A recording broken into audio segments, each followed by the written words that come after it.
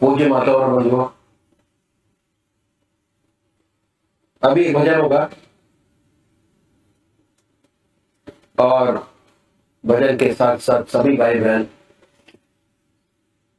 अपने अपने इसका ध्यान करेंगे। कल बहुत डिटेल में बताया कि ध्यान कैसे किया जाए। देखिए, पूजा 3 प्रकार से। पहली शारीरिक पूजा, शरीर से। शरीर पूजा में लगा है, मन घर में लगा है।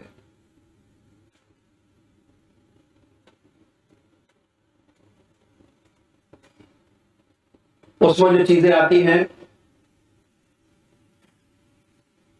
मंदिर जाना, जल चढ़ाना, आरती गाना,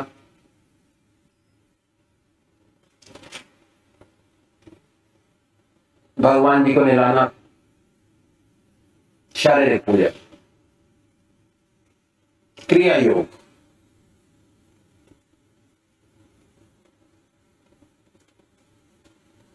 मन आपका जब तक आप क्रिया योग में लगे हैं, आपका मन आपके इसके चरणों में लगा है। क्रिया योग। और जैसे ही आपने वो क्रिया खत्म की, फौरन मन संसारिक कामों में लग गया, बल्कि क्रिया योग करते करते भी मन आपके इसके चरणों में पूरा नहीं लगता। दूसरी पूजा, ध्यान मन से। इसमें दोनों चीजें शामिल होती हैं, मन भी शामिल है और शरीर भी शामिल है। इसकी जो कैटेगरी है उसमें आते हैं ध्यान योग, सहज योग, आनंद योग, हठ योग। मन से। मन आपके इसके चरणों में ऐसा लग के रह जाए, उस समय ना कोई बात आपके जहन में आए, ना दिमाग में आए।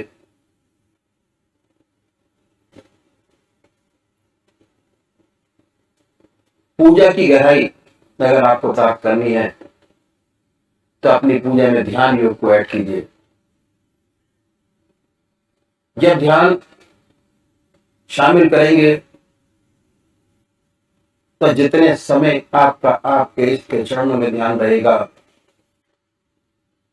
आनंदमय स्थिति पैदा होगी। ऐसी ऐसी चीजें जो आपने कभी जिंदगी में सोची नहीं होंगी, वो भी पूरी होती नजर आएंगी। मन आनंद में रहेगा, शांत रहेगा, कंसंट्रेशन बढ़ेगा जिस काम को करेंगे। जो काम पूरी कंसंट्रेशन के साथ किया जाता है,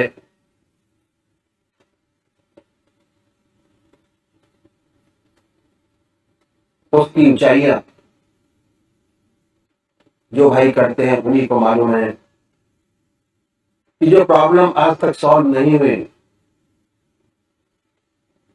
ध्यान करने के बाद बड़े आराम से हल निकलता है और सांसारिक जीवन बड़ा सुखी और आनंदित होता चला जाता है। ध्यान योग मन से जो पूजा करते हैं, शरीर भी शामिल है और मन भी शामिल है। जैसे जैसे मन ध्यान योग के अंदर जिस सिस्टम से बताया गया उस तरीके से किया जाए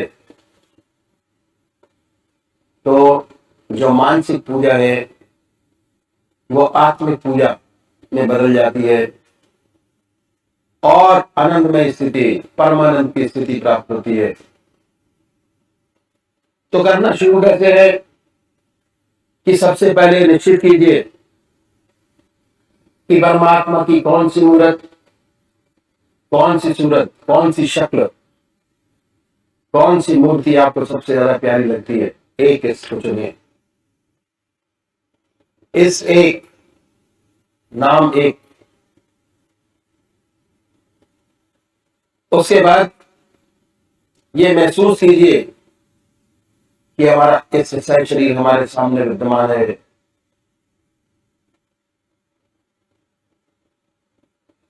हमारे सामने है।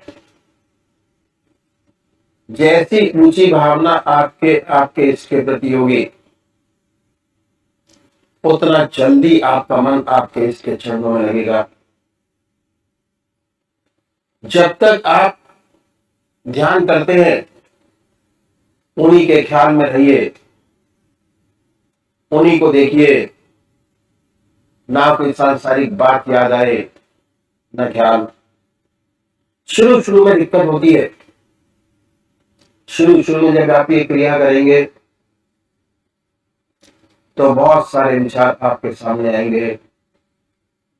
जैसे जैसे इस क्रिया में डूबते चले जाएंगे ध्यान योग के, वैसे वैसे विचारों में कमी आती चली जाएगी और एक समय ऐसा होगा आप होंगे, आपके इष्ट का ध्यान होगा, आपका इष्ट आपके सामने होगा। हृदय की हर धड़कन पर जो नाम आपका है, जो आपने चुना है, जो आपको सबसे ज्यादा प्यारा लगता है, उसको हृदय से, हृदय की हर धड़कन पर उच्चारित होते सुने। और जब तक ऐसा ना हो बड़े प्यार से अपने इष्ट के नाम को जिह्वा से ले सकते हैं। दूसरे वो भाई है जो निराकार भगवान के उपासक हैं। ओम, अल्लाह, वाहेगुरु, जीसस क्राइस्ट, गॉड, बड़े प्यार से नाम को चुनिए। जो नाम आपकी आत्मा को अच्छा लगता है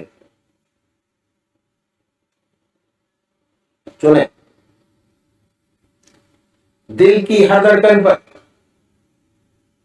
उस नाम को उच्चारित होते सुने और ये महसूस करें कि जब हमारे दिल की धड़कन धड़कता है, दिल की धड़कन से नाम निकल रहा है और पूरे शरीर में वाइब्रेट करता है, उसकी वाइब्रेशन को महसूस करें और परमानंद की स्थिति को प्राप्त करें। तो अब ये भजन होगा और भजन के साथ साथ सभी भाई बहन अपने अपने इसका ध्यान करेंगे। ये बारगाह में मोहब्बत भी बड़ी मुश्किल से उठता है। ये बारगाह में मोहब्बत भी बड़ी मुश्किल से उठता है। जो उठता है तो एक पहलू लिए ये दिल से उठता है। जो उठता है तो एक पहलू लिए ये दिल से उठता है। ये बारगाह में मोहब्बत भी बड़ी मुश्किल से उठता है। निगाहे शौक जब गुम हो गई खुद आके मंजिल पर। निगाहे शौक जब गुम हो गई खुद आके मंजिल पर। कदम मंजिल पे जमता है नाम मंजिल से उठता है। कदम मंजिल पे जमता है नाम मंजिल से उठता है। जो उठता है तो एक पहलू लिए ये दिल से उठता है, जो उठता है तो नजर जब मौज मेरे गम में फंस कर डूब जाती है, नजर जब मौज मेरे गम में फंस कर डूब जाती है, तला तुम एक सुकूते दिल के हर साहिल से उठता है, तला तुम एक सुकूते दिल के हर साहिल से उठता है, जो उठता है तो एक पहलू लिए ये दिल से उठता है, ये बारे गमे मोहब्बत भी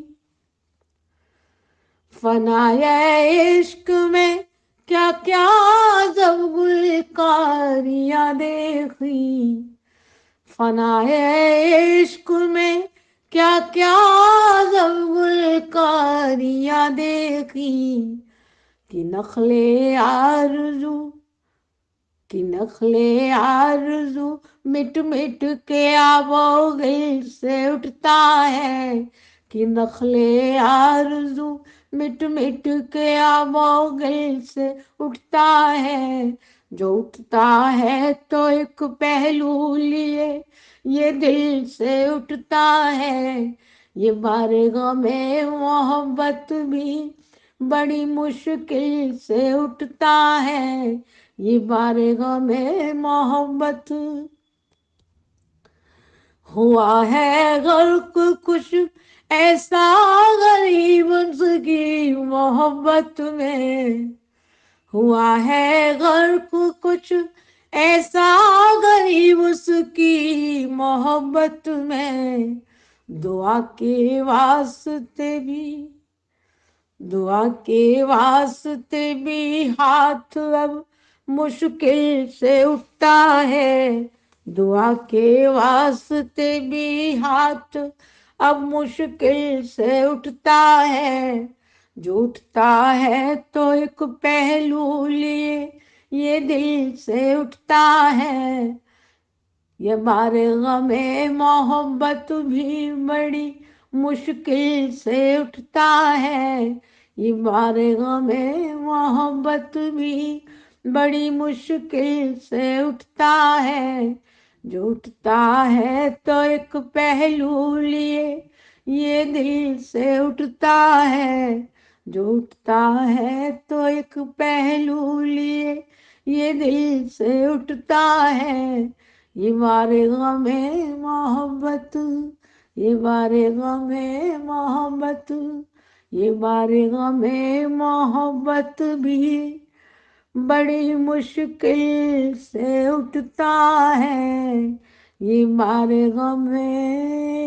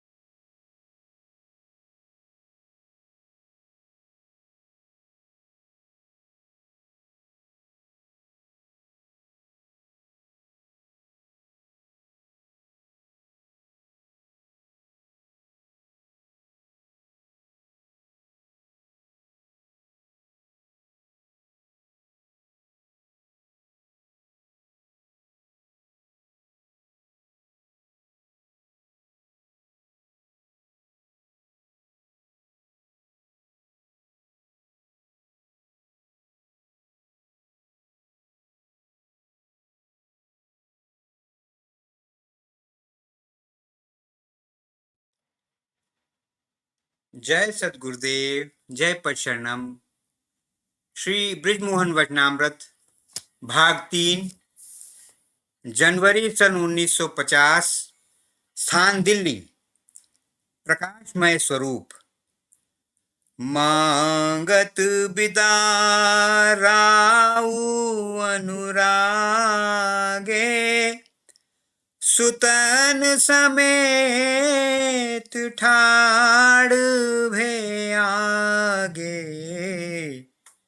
नाथ सकल संपदा तुम्हारी, मैं सेवक समेत सुत नारी। परमात्मा की असीम दया व कृपा से अजीज नरेश दिन ब दिन तंदुरुस्त होता गया, परंतु इस सेवक ने जो श्री सद्गुरुदेव जी महाराज को लिखा था कि इम्तिहान में बैठने के लिए इसकी जिम्मेदारी बहुत बढ़ गई है, इसका एक भी अक्षर पूरा न कर पाया।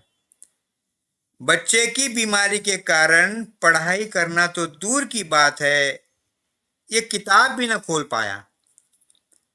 अब बच्चे की बीमारी से फुर्सत हुई और 1-2 दिन ही किताब खोली,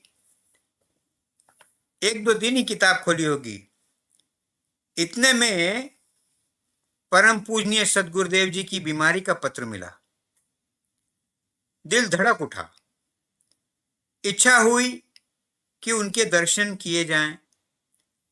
सायंकाल जब चौधरी श्री राम जी आए तो इस दास ने उन्हें श्री गुरुदेव जी महाराज का पत्र दिखाया और उनसे एटा जाने की सलाह ली।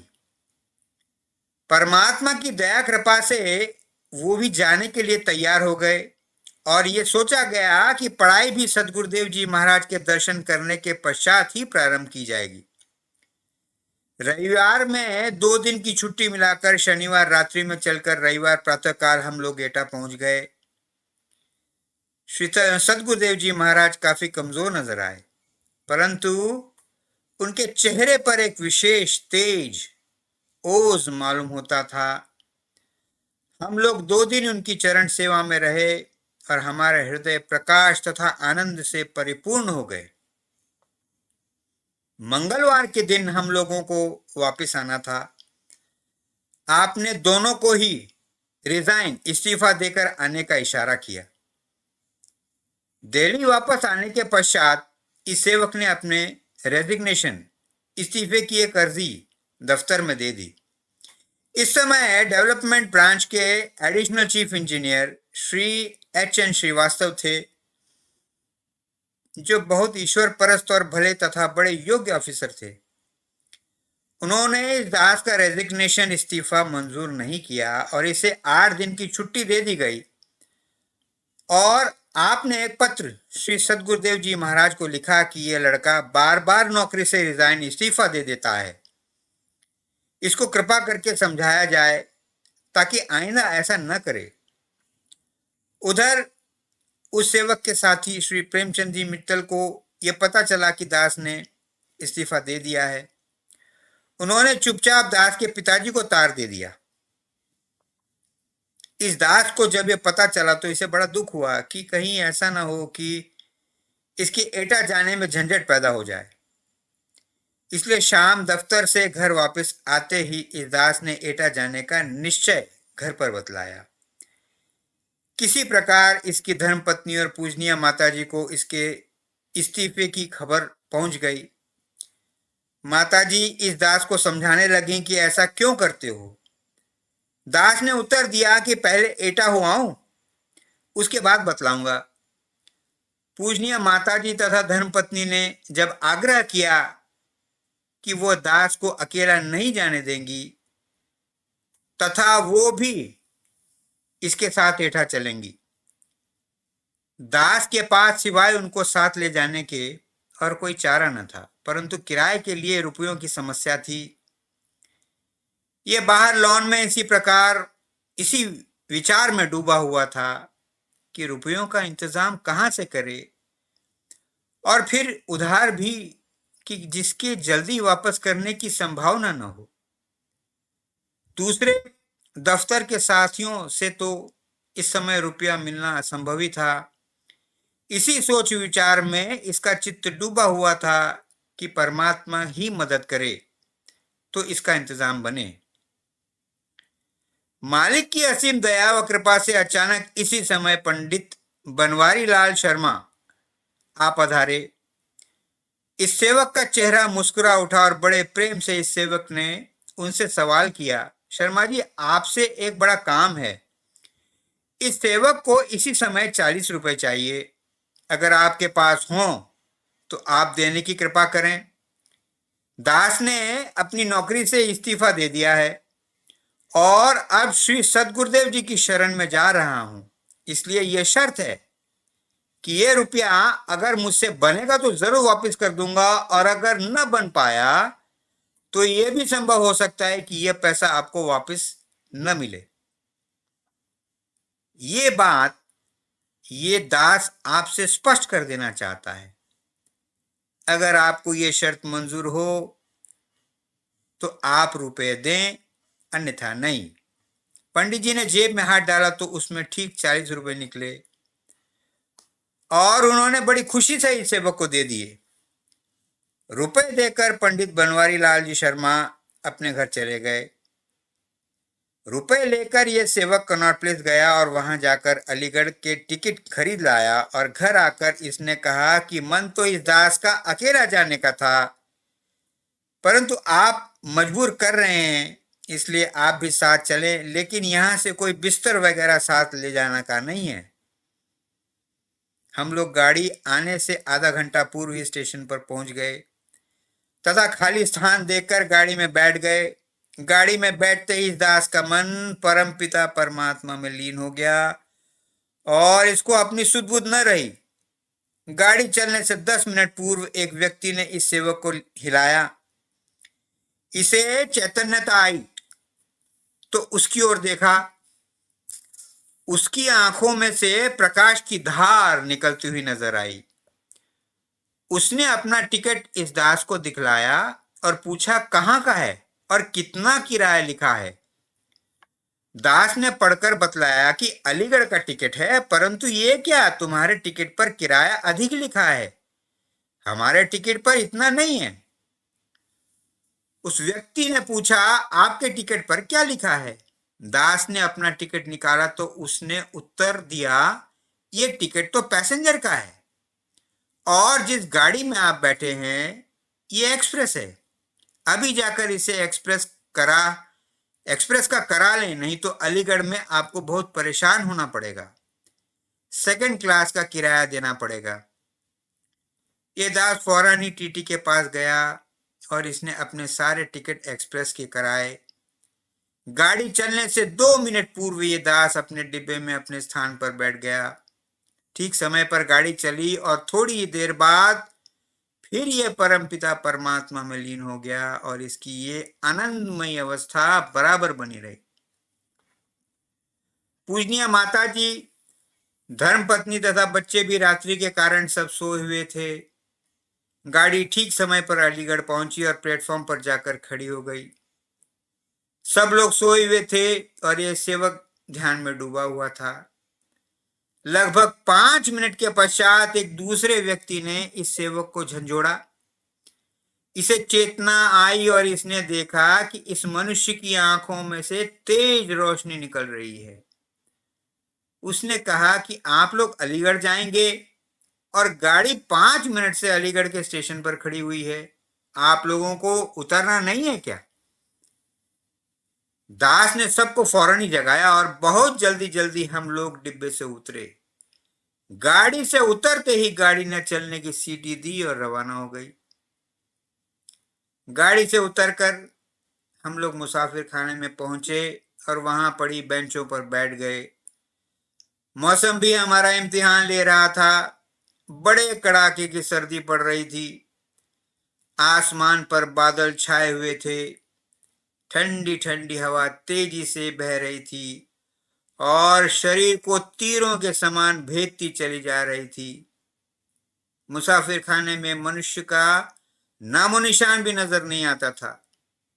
जाहिरा दास के कारण घर के सभी लोग ऐसी कठोर सर्दी में कष्ट पा रहे थे, परंतु सच ये है कि सभी के हृदय उस परमात्मा की याद में डूबे हुए थे और उन्हें अपने तन बदन की सुध बुध न थी। सर्दी का उन्हें जब चैतन्यता आती तभी एहसास हो पाता। बस के छूटने का टाइम प्रातःकाल 6 बजे का बतलाया गया था, इसलिए लगभग 4:15 बजे इसने एक इक्के वाले से बस स्टैंड जाने के लिए तय किया और हम लोग बस स्टैंड पहुंच गए। जो ही इक्के से हम लोग नीचे उतरे, इस दास ने अपनी जेबें देखी, परंतु खेरीज न थी। इक्के वाले को 6 आने पैसे देने थे, परंतु दास के पास 10 रुपए का नोट था। इक्के वाले ने नोट देखकर कहा कि मेरे पास इतनी चेंज नहीं है। दास ने कहा तो क्या किया जाए? उसने उत्तर दिया कि सामने ही चुंगी चौकी है, उस पर हमेशा कोई ना कोई रहता है, वहां आपको खेरीज मिल जाएगी। ये दास चुंगी चौकी पर पहुंचा तो देखा कि लालटेन टिमटिमा रही है और सब लोग रजाई ताने सो रहे हैं। दास ने पूछा कि अरे भाई, कोई जागता हो तो बोलो, एक 10 के नोट की चेन चाहिए, इक्के वाले को पैसे देना है। एक साहब ने लिहाफ से मुंह निकाला और कहा कि लाइए देता हूं, और बैठे होकर उसने संदूकची से 9 रुपए के सिक्के और 1 रुपए का एक नोट इस दास को दिया। दास ने रुपए बिना परखे ही गिनकर जेब में डाल लिए और चल दिया। इसी सज्जन के समीप दूसरी चारपाई पर एक कोई और सज्जन सोया हुआ था। उसने भी अपना मुंह लिहाफ से निकाला और उसकी आंखों में से एक विशेष प्रकाश इस दास को निकलता हुआ दिखाई दिया। ये रुका। उसने इस दास से कहा कि अरे मियाँ, जरा अपने रुपए तो परख लो, फिर शिकायत न करना। पहले वाले मनुष्य ने उसे काफी बोलने से रोकने की कोशिश की, परंतु मालिक को जो उससे कहलाना था वो कह ही गया। दास ने लालटेन के सामने उन रुपयों को परखा और ताज्जुब हुआ कि 9 के 9 सिक्के एकदम खराब थे। चेंज देने वाले मनुष्य ने माफी मांगी और कहा कि गलती से खराब रुपयों वाली संदूकची में से नींद के कारण दे गया, और बदले में 1-1 के नोट इस दास को दिए। दास रुपये लेकर मोटर स्टैंड पर आया और इसने रुपये का नोट निकालकर इक्के वाले को दिया और 10 आने उससे वापस मांगे। इक्के वाले ने 2 ग्वालियर के अधन्ने और 2 इकन्नी इस दास को दिए। दास ने बिना देखे भाले पैसे जेब में डाल लिए और बस स्टॉप पर जहां बेंच पड़ी थी उसकी ओर रवाना हुआ। जैसे ही इक्के वाले ने घोड़े को चाबुक मारा, घोड़ा पिछले दोनों पैरों पर खड़ा हो गया और अपनी जगह से न हिला।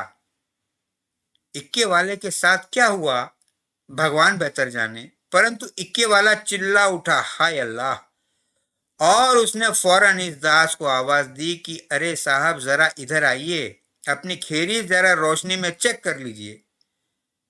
लालटेन के सामने जेब में से खेरीज निकाली और देखने लगा तो इसने देखा कि बजाय 2 चवन्नियों के ग्वालियर स्टेट के 2 अधन्ने इक्के वाले ने इस दास को दे दिए थे। इसने इन सिक्कों को उसे लौटा दिया।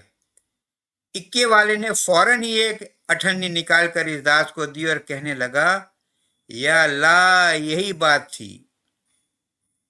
इसके पश्चात यह सेवक बेंच पर आकर बैठ गया। घनघोर घटा गिरी हुई थी, ठंडी ठंडी हवा बह रही थी।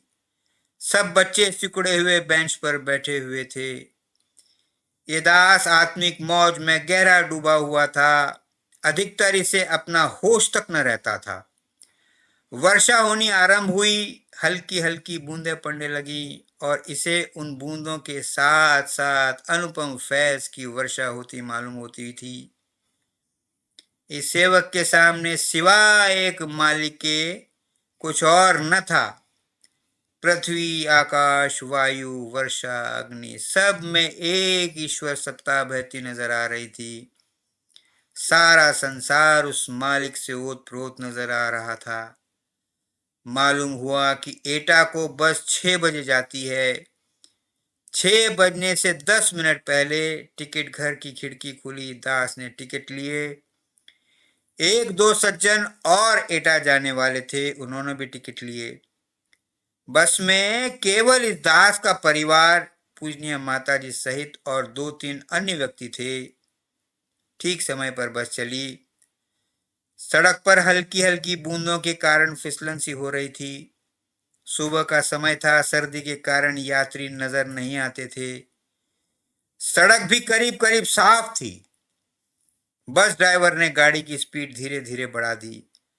लगभग 45 या 50 मील की स्पीड से बस जा रही थी। तेज हवा में बस तीर की तरह निकली जा रही थी और बड़ी तेजी से सफर तय हो रहा था। इतने में ही एक मोड़ पर आकर बस फिसल गई और एक तरफ को बाएं पहियों पर पृथ्वी के लगभग करीब करीब समानांतर हो गई। सीधी तरफ के पहिए पृथ्वी से ऊपर उड़ गए। एक ही सेकंड में सबको काल नजर आने लगा। केवल बच्चों को छोड़कर सब एक साथ लोग घबरा उठे। दास मुस्कुराए और मालिक की याद और गहरी हो आई। इस दास का हृदय क्या उठा, क्या तेरी शान है। इतने में ही बस अपने आप परमात्मा की असीम दया व कृपा से जमीन पर सीधी खड़ी हो गई। ड्राइवर ने ब्रेक लगाया और बस को रोक दिया। खड़े होकर ड्राइवर ने कान पकड़े और भगवान की याद में झुककर उठक बैठक की। इसी प्रकार गाड़ी के यात्रियों ने अल्लाह और भगवान के नाम पर कान पकड़े और उस मालिक का बहुत बहुत शुक्रिया अदा किया। यात्री कह उठे कि इस गाड़ी में कोई अल्लाह का प्यारा बैठा है, जिसके कारण सबकी जान बच गई। इसके पश्चात बस ड्राइवर ने अपनी स्पीड बहुत कम कर दी और लगभग 25 या 30 मील की स्पीड से सारे रास्ते गाड़ी ले गया। हम लोग लगभग 10:30 बजे घर पहुंचे तो मालूम हुआ कि श्री सद्गुरुदेव जी अपने दफ्तर जा चुके थे। हम सबको आया देखकर गुरु माता जी कुछ चौंकी, क्योंकि ये दास एक दिन पहले ही तो एटा से वापस गया था। इस दास की पूजनीय माता जी ने सारा किस्सा उन्हें बताया। उन्होंने ओवरसियर साहब को, जो कि गुरु महाराज के साथ रहते थे, दफ्तर भेजा। इतने बीच में हम सब ने खाना आदि खाया। ओवरसियर साहब ने लौटकर इत्तला दी कि ये दास फौरन ही सबके साथ दिल्ली वापस चला जाए और नौकरी पर ज्वाइन करने के बाद तार द्वारा सूचना दे। अब दास के पास कोई चारा ही न था, फौरन ही वापस लौटना पड़ा। पहली मिली बस से हम लोग अलीगढ़ के लिए रवाना हुए। अलीगढ़ पहुंचकर इसने देखा कि किराए के लिए पैसों में कुछ कमी है। इसे याद आया कि अलीगढ़ में इसके बहनोई के बड़े भाई श्री ओंकार प्रसाद जी रहते हैं। इन्हीं के यहाँ हम लोग गए। वहीं पर हमने रात्रि का खाना खाया और उसके पश्चात 20 रुपए उनसे उधार लिए और प्रातःकाल 2:30 बजे की गाड़ी से दिल्ली वापसी का विचार हुआ। गाड़ी प्लेटफॉर्म पर आई और खचाखच भरी हुई थी। कहीं तिल रखने को भी जगह नजर नहीं आती थी, क्योंकि इसको आज्ञा थी कि पहली गाड़ी फर्स्ट अवेलेबल ट्रेन से दिल्ली वापस जाना चाहिए। इसलिए ये आशा थी कि इस गाड़ी में जगह मिलनी चाहिए।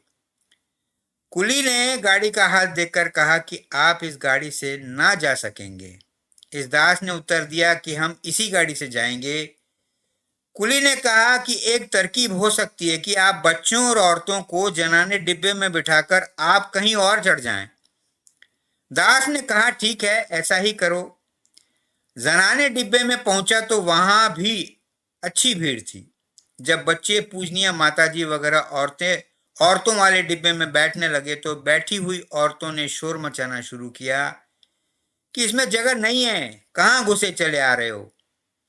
उसी समय एक मुसलमान औरत ने खिसक कर जगह बनाई और बच्चों को अपने पास बिठा लिया और पूजनीय माताजी तथा धर्मपत्नी को अपने बिस्तर बंद पर बैठने के लिए कह दिया। अब सवाल इस दास के बैठने का था। किसी डिब्बे की खिड़की नहीं खुली थी, सबने दरवाजे और खिड़कियां बंद की हुई थी। जहां कहीं भी यह बैठने की कोशिश करता दरवाजे बंद पाते थे। बड़ी मुश्किल में था कि क्या करे। उधर गाड़ी छूटने का टाइम हो चला था, परंतु अभी तक इसे बैठने का कोई स्थान नहीं मिला। इसी बीच में एक खिड़की खुली और दो आदमी कूदकर बाहर उतरे, शायद चाय लेने के लिए बाहर कूदे। इस दास ने इसी खिड़की से कूदकर अंदर घुसने की कोशिश की और देखा कि डिब्बा हरियाणा के जाटों से भरा हुआ था। जैसे ही इस सेवक ने पैर अंदर रखा, एक जाट ने इसका पैर उठाकर बाहर निकाल दिया। इस सेवक के हृदय में बिजली की तरह विचार दौड़ गया कि अगर इस डिब्बे में न बैठ पाया तो गाड़ी हाथ से निकल जाएगी और बच्चों को बड़ी तकलीफ होगी। इस दास ने फिर मालिक का नाम लेकर खिड़की के द्वारा डिब्बे में यह कहते हुए पैर रखते बोला कि देखें किसमें हिम्मत है जो अब के पैर हटा दे। दो जवान जाट फौरन ही पैर की तरफ लपके, परंतु उनके पास बैठे हुए एक बूढ़े जाट ने उन दोनों के हाथ पकड़ लिए और इतनी ही देर में गाड़ी के अंदर खड़ा हो गया। गाड़ी में बैठे जाट इसे धक्का देने लगे कि यहां जगह नहीं है, कहां घुस आए। इस दास ने कहा कि अब तो घुस आया, बाहर थोड़े ही जाऊंगा, जहां जगह दे दोगे वहीं बैठ जाऊंगा। लगभग 2-4 सेकंड धक्का धक्की हुई। इसी बीच में एक जाट अपने पास जगह बनाते हुए बोला कि यहां बैठ जाओ। ये दास फुदक कर बैठ गया। जैसे ही गाड़ी स्टेशन से चली और प्लेटफॉर्म से बाहर निकली तो देखा कि डिब्बे के दरवाजे पर बड़ा शोर मचा है। एक फकीर चलती गाड़ी में डिब्बे में चढ़ बैठा। इसकी दाढ़ी मूछों से पता चलता था कि वो कोई मुसलमान फकीर है। जाटों ने कहा कि यह कटुआ कहां से आ गया। ये पाकिस्तान बनने के बाद के दिन थे।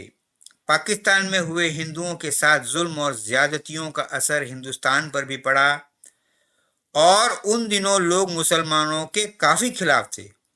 कुछ जाट बोले कि इसे पकड़कर चलती गाड़ी से बाहर फेंक दो। दो जाट उठे और उसको बाहर फेंकने को पकड़ने लगे। इस दास से न रहा गया। इसने कहा कि देखो, इस फकीर से कोई कुछ मत कहो, इन्हें फेंकने से पहले मुझे गाड़ी से बाहर फेंक दो। इस पर वो दोनों जाट बैठ गए और वो फकीर उस दरवाजे से जहां यह दास बैठा हुआ था इसकी ओर आ गया। फकीर की शक्ल बिल्कुल इसके सदगुरुदेव जी से मिलती जुलती थी। केवल यह फटे हुए कपड़े पहने हुए था, जबकि इस सेवक के सदगुरुदेव बहुत साफ और सुंदर कपड़े पहनते हैं। डिब्बे के इस ओर आकर इस फकीर ने ऊपर सामान रखने की जगह पर सोने की इच्छा जाहिर की। इस जगह पर जाट पहले ही सोए हुए थे। इस फकीर को कौन सोने देता। जैसे ही एक जाट उठकर उस फकीर को देखने लगा, ये फकीर फौरन ही कूदकर खाली स्थान पर जाकर बैठ गए। फिर जाट ने उसको हटाने की बहुत कोशिश की, परंतु ये न हटे। तब उसने अपने पड़ोसी जाट की मदद मांगी और दोनों मिलकर धकेलना ही चाहते थे कि इस सेवक ने उठकर दोनों को रोक दिया। अब इस फकीर ने यह जिद की कि वह उस स्थान पर लेटेंगे और जो जाट उनके बराबर बैठा हुआ है उसे हटा दिया जाए। और उन्होंने धीरे धीरे अपने पैर बढ़ाने शुरू कर दिए। लड़ाई होने ही वाली थी। एक जाट इन पर हाथ चलाने वाला था कि यह सेवक खड़ा हो गया और कहा कि ये फकीर साहब हैं, इन्हें मत मारो, जो कुछ कहना हो इस दास से कहो। वह जाट शोर मचाकर नीचे उतर आया और यह फकीर आराम से उस जगह पर लेट गए। लेटने के बाद इस फकीर ने इस सेवक को बड़े गौर से देखा और फिर एक पेंसिल निकालकर उसने डिब्बे पर इस सेवक की ओर देखते हुए सही का निशान लगाया। गाजियाबाद आने तक इस सेवक ने उस फकीर को उस सीट पर बराबर लेटे हुए देखा। ज्यों ही गाड़ी दिल्ली के नजदीक पहुंची, पता नहीं ये फकीर कहां गायब हो गए। उतरते हुए तो नजर नहीं पड़े। हम लोग प्रातःकाल लगभग 6:30 बजे घर पहुंच गए। परमात्मा तू ही है, तेरी इच्छा पूर्ण हो।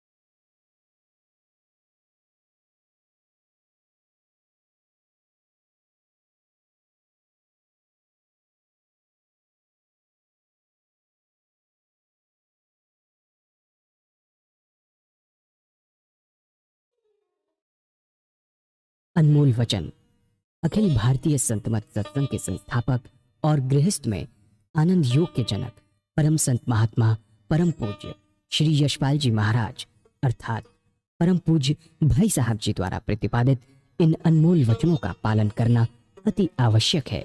ये वचन हमारी गृहस्थ आध्यात्मिक साधना के लिए मूलभूत सिद्धांत हैं, जो इस प्रकार हैं। हम दुनिया की हर चीज की कीमत आंकते हैं, अपने मानव जीवन की कीमत भी जानें व परमात्मा की प्राप्ति हेतु साधना करें। मनुष्य योनि एक उपहार है, इसीलिए परमात्मा को धन्यवाद देते हुए आधा घंटा प्रातःकाल, आधा घंटा सायंकाल पूजा अवश्य करें। सत्संग, सतनाम व सद्गुरु को प्राथमिकता देते हुए इसी के आधार पर ध्यान योगाभ्यास अवश्य करें व गृहस्थ के कार्यों को परमात्मा का कार्य समझकर उसी की याद में संपन्न करें। हर समय ये ध्यान रहे कि गुरु कृपा द्वारा परमात्मा की पवित्र सत्ता का हमारी आत्मा में वास है, अतः मन में निरंतर अपने इष्ट देव का जाप करें। मान सम्मान की इच्छा न करें व अपमान से दुखी न हो। परमात्मा के अतिरिक्त किसी और का भय न करें। दूसरों की बुराई न करें, न सुने, सत्य व मधुर बोलें, अश्लील शब्द मुंह से ना निकालें, सभी से नम्रतापूर्ण व सुंदर व्यवहार करें। धर्म पत्नी के अतिरिक्त अपने से बड़ी से माता जैसा, बराबर की से बहन जैसा व छोटी से पुत्री जैसा व्यवहार करें। सांसारिक जीवन यापन की आवश्यकताएं अंतहीन हैं, इसीलिए अधिक से अधिक समय सत्संग में व धन परोपकार में खर्च करें। याद रखें, न स्त्री माया है, न धन दौलत, न ही परिवार। माया वह है जो हृदय को परमात्मा से दूर हटा दे। अतः निरंतर सत्संग और सद्गुरु की शरण में रहने का प्रयास करें। भोजन अपने इष्ट को अर्पण कर प्रसाद रूप में परमात्मा की याद में करें।